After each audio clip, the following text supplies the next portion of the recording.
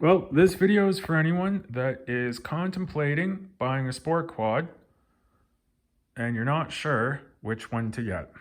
So I've recently bought these, ridden them both hard, and they are two very different machines, yet similar.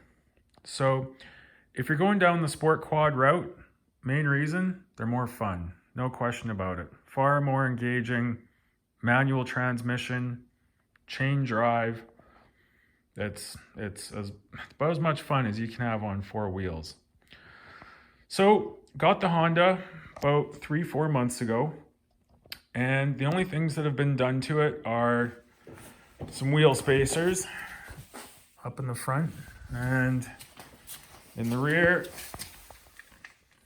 you can see they're 1 3/4 inches. Yoshi exhaust. There's a K&N air filter and some yellow paint.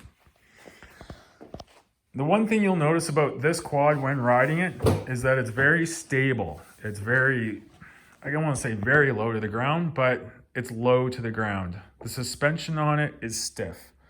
Like I would say 9 out of 10. I've dialed back the front as soft as it will go, and it is still, it's a rough ride unless you're on smooth trails. If you're on smooth trails, it's amazing. The acceleration on this, so this is a 2008 Honda TRX450ER, carbureted, and this thing is unreal fast. Like you can brake the tires free in third gear. We'll get to the tires in a bit here, but this is what's on there, and this is not good enough. It really isn't. You cannot ride the bike to its full potential because you spin out. Now I did replace the front tires, and that made a world of difference. The front tires on the Raptor, these are factory, these are crap. You can just tell right away, going through tight trails and going quick, something like this makes a big deal. Now, the front end on this has not been widened other than the wheel spacers, and you know, it's okay. The way it is right now, I feel it feels very stable. It is great. So, what is it about this that makes it good? It's very responsive. The engine is very fast revving. It sounds amazing. The fun factor is extremely high on this.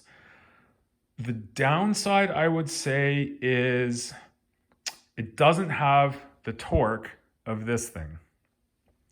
This thing does not have engine braking, so you let off the throttle, you still cruise. It is just so much fun.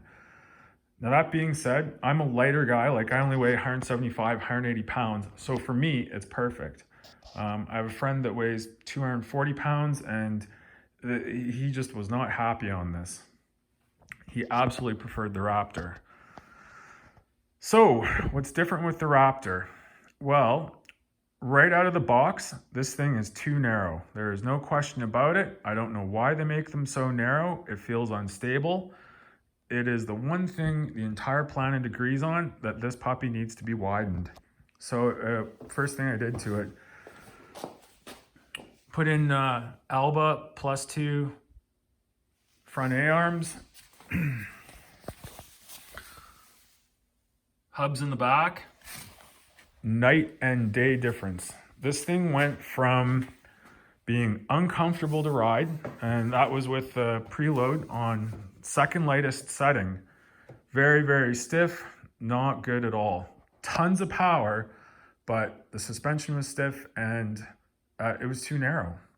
So now with it widened, it's a whole different beast. Leaving the suspension on the same settings, it's now super plush. It's great.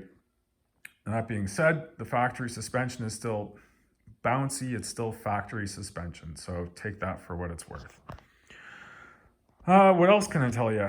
Right out of the box, this thing runs hot. So I bought it used. Came with big gun dual exhaust on it. It sounds absolutely phenomenal. But like you can see, this header pipe here This would, like, even with your foot out here and your leg, it was so hot that it was uncomfortable. And so when put in a power commander, and right away, the temperature in the engine dropped, and the difference in how the engine responded was night and day. It was very strung out before. You'd hit the throttle and it was too much power too quick. Now it's nice and smooth, great delivery. It's absolutely fantastic. So other things that have been done to this, got a steering stabilizer in there and 1-inch extension on the steering column there. Nerf bars, of course, and handlebars and stuff like that. Now this thing also had a twist throttle on it when I got it. Unreal, terrible for off-roading. So put in a good thumb throttle and yeah.